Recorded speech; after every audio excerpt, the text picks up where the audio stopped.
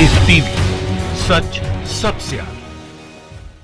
दोस्तों मैं अब्बास हफीज हूं। अर्नब गोस्वामी की मुश्किलें अब बढ़ती ही जा रही हैं। आज भी उनको जमानत नहीं मिली है। आप सोचिए, मैं फिर कहता हूं, जैसी करनी वैसी भरनी। देश के सबसे बड़े वकील को अपना केस लड़ने के लिए खड़ा किया था हरीश साल्वे साहब। हरीश साल्वे साहब ने कल भी बहस की थी, पोंडा जी जो उनके दूसरे मेन वकील हैं उनके साथ, और आज भी हरीश साल्वे जी ने बहस करी, दलीलें दी, लेकिन आज भी जमानत नहीं मिली। हेबियस कॉर्पस के ऊपर बहस कर रहे थे। जो अदालती कार्यवाही जानते होंगे वो इस टर्म को जानते होंगे। ये इलीगल डिटेंशन के ऊपर किया जाता है। हेबियस कॉर्पस पे जजेस ने कहा कि आप हेबियस कॉर्पस की क्यों लेकर आए हैं प्ली, क्या आपका कोई क्या क्लाइंट इलीगल डिटेंशन में है पुलिस की? तो वकील साहब पोंडा साहब कहने लगे, सर मेरे client Arnab Goswami illegal detention में है, गैर संवैधानिक तरीके से उनको पकड़ के रखा है पुलिस ने। तो उन्होंने कहा, फिर आपने जमानत के लिए मूव किया था क्या?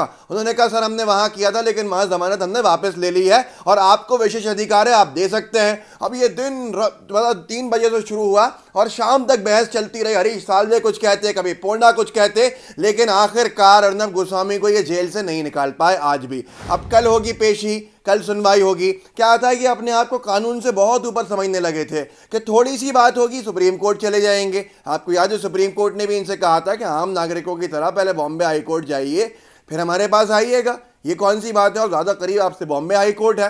तो ये अपने आप को कानून से बहुत ऊपर शायद समझ रहे थे। दैनिक भास्कर ने छापा है, अर्नब की तीसरी रात भी जेल में बीतेगी, जमानत पर हाईकोर्ट में कल सुनवाई।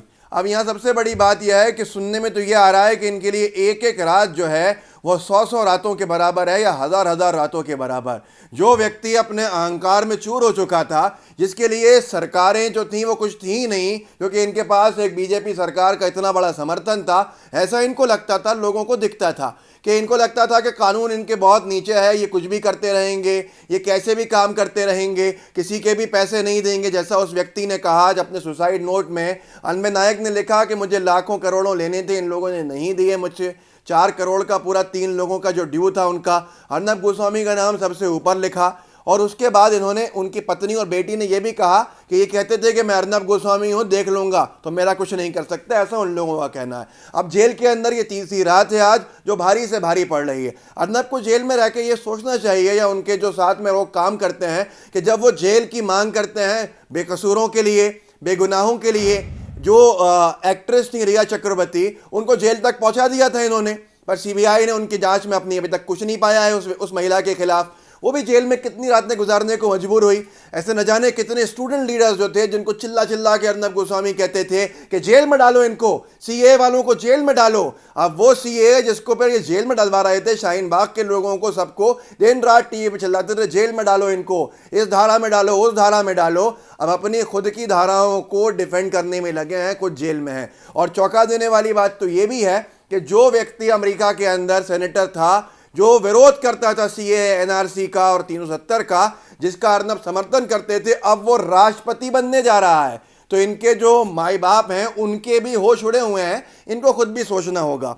यहाँ सबसे ज़्यादा चिंता का विषय एक और है। मैंने सुना है अर्नब गोस्वामी को इसलिए नींद नहीं आ रही है जेल के अंदर, क्योंकि उनका जो केस है वो एक ऐसे व्यक्ति के पास है, पुलिस का जो अधिकारी हैं सचिन वाझे। सचिन वाझे के बारे में जनसत्ता ने जो खबर छापी है उसको सोच कर तो अगर आप अर्नब जी के समर्थक हैं, शायद आपको भी नींद नहीं आएगी। मैं पढ़ के सुनाता हूं, आपको समझ लीजिए कि जिसके साथ ये दिन रात गुजारने पड़ रही है इनको, जो केस के अंदर मेन पुलिसकर्मी हैं, उनके बारे में जनसत्ता ने छापा है। कर चुके हैं 63, 60 और 3, 63 एनकाउंटर।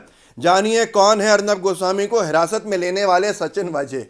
अब ऐसे व्यक्ति जो इनकाउंटर स्पेशलिस्ट हों, जिनके ऊपर मूवीज बन चुकी हों, उनको भेज दिया तो व्यक्ति सही कर रहा था, जो वो जा नहीं रहा था, बिल्कुल बच्चों की तरह बैठ गया था कि भाई, बड़े चिल्ला चिल्ला के खुशी से चीख चीख के बोल रहे थे विकास दुबे का हो गया, सही हो गया, वो गाड़ी पलट गई, सही पलट गई।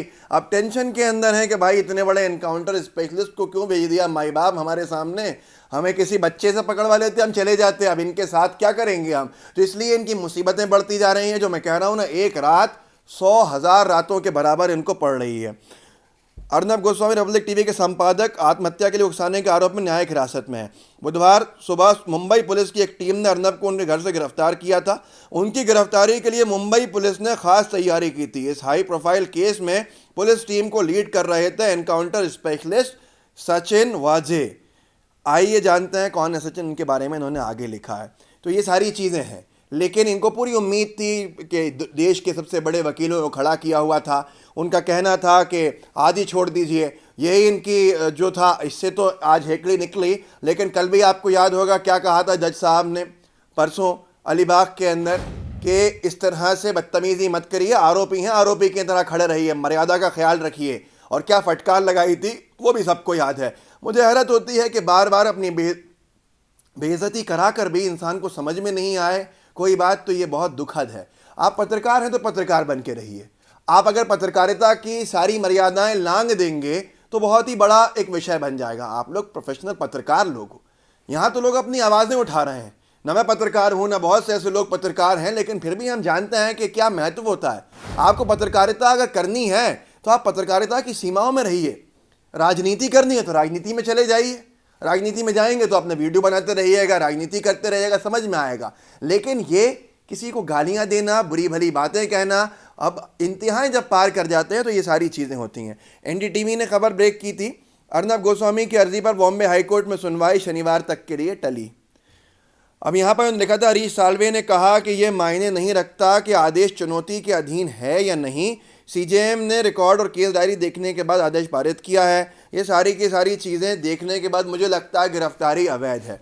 अब यहाँ पर ये चाह रहे थे कि किसी भी तरह से कोर्ट जो है वो हेबियस कॉर्पस के ऊपर फैसला सुना दे कि भैया इलीगल डिटेंशन है, या सामने ला के बिठाओ और छोड़ो इनको। इनकी पूरी कोशिशें वही थी।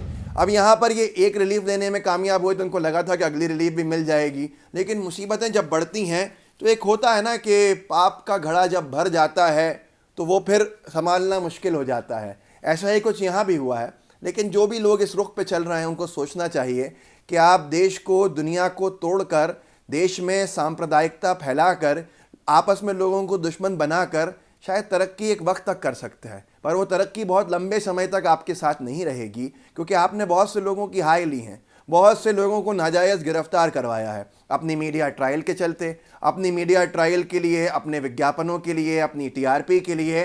वो सारी चीज़ें पलट के आती हैं। मतलब ये एक बहुत बड़ा कहावत है दुनिया में, जो चीज़ जाती है, आप किसी चीज़ को फेंकते हैं तो वो चीज़ दोबारा आपके पास भी आती है। जैसा एक मिसाल के तौर पे कहा जाता है कि आसमान की तरफ थूकने वाले ये नहीं जानते कि थूक पलट के उन्हीं की तरफ आएगा। तो कई बार इन्होंने आसमान की तरफ भी कर दिया ये काम। अब इनकी हालत वो हो गई है कि धोबी के साथ जो चीज़ रहती है, जो जानदार चीज़ धोबी के साथ रहती है, जो मिसाल देते हैं ना इधर के ना उधर के, उसको आप समझ लीजिएगा। इस वीडियो को आगे बढ़ाइएगा ताकि लोगों को पता चले कि देश के अंदर कानून का राज चलता है। अगर राज्य में आपने सही सरकारें चुनी हैं और सही लोगों को चुना है तो आपको न्याय ज़रूर मिलेगा। अन्याय के खिलाफ सरकार का काम करना ज़रूरी है। आदमी कितना ही ताकतवर हो, कितना ही बड़ा हो, अगर अपराध किया है, आरोपी है, तो सज़ा मिलना तय है। कानून के हिसाब से देश चलता है, ये चीख पुकार के हिसाब से नहीं चलता, ना मीडिया ट्रायल के हिसाब से चलता है। लाइव टीवी के बेल आइकन को ज़रूर दबाइए ताकि आपको हर अपडेट मिलता रहे। जय हिंद, जय भारत। लाइव टीवी, सच सबसे आगे।